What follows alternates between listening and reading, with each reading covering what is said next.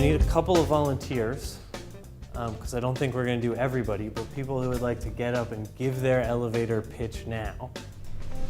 Hello everyone, I'm Lisa Elkins. I'm an architect and the founder of 2 Point Perspective. 2 Point is an eco-focused architectural firm, and we do both residential and commercial work. So on the residential side, we help our clients to really love the home that they're coming home to each evening, as well as making it greener. And on the commercial side, we help our clients make sure that their space is a good branding tool for their company. So again, Lisa Elkins with 2 Point Perspective. Great. How many seconds? That was 36 seconds. That's pretty impressive.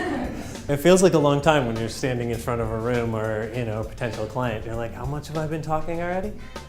The point of this elevator speech is not to tell them about you, but it's to tell them about your product or your service, and more importantly, how it might be of use to them and benefit them. Also, for some folks, like me at the Green Business Development Center and Phil at the Green Exchange, we have green in our title. We don't want to say, here at the Green Exchange, we're a green business community that helps green business, green and green. You can bring them back in later, but for now, when you're trying to brainstorm keywords, avoid them A, because they're obvious for most of you, and B, because I think they're kind of traps. And you fall into a trap and you don't have a lot of control over what you mean by it, and you probably have a specific meaning. LEED is up there because I think it's a trap, right? You use LEED and green building interchangeably to tell a totally different story. In the structure, what's the opportunity? What's your value proposition? How is it unique? How are you different? And if there are achievements that are of note, particularly ones that can act as a hook, that can grab somebody's attention. If you look on your table, there's some face-down paper in addition to the scratch paper. There's an elevator pitch exercise number 2. This is a pretty straightforward exercise. It'll give you an approximation of an elevator pitch. I think it'll be very illustrative, especially when we have a chance to exchange them and then talk about how they were different from what you were working on. So if, as you're reading, you find yourself going, why did I write all of this when I could just say this? Try saying that. Lots of people feel compelled to write more than they say. You can even take a minute to read yours over and see if there's sort of redundancy that doesn't merit your breath that might have merited ink just a minute ago.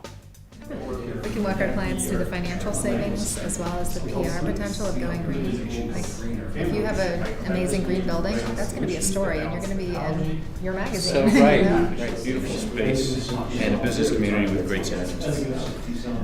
When I looked at this, I kind of looked at it. I didn't look at it as one.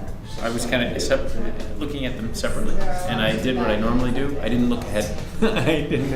And there's a lot of different things. For service industry types, they fall back on credentials. You know what I mean? The why pick me. You fall back on LEED. Industry that although we in fact service a broad range of industries and also home owners, I've concentrated on one specific client, which is the Sheraton Hotel of Chicago. If you get in an elevator with your potential big client and you say, well, I'm different from them because, see, they want you to spend lots of money on them, and then they want you to spend lots of money on their idea, and then me, I just want you to give me a little bit of money, and then I'm going to save you money, and it's not going to cost you a whole bunch of capital money. You don't have to buy any wind turbines. This guy's like falling asleep in the elevator. You know what I mean? And you've wasted all that time. And there's a way to say that. Boom, done. And I'm also happy to talk to you some more about it if you want to give me a call. What I do all day is help folks just like you figure stuff out just like this. All right. Let's do some drinking.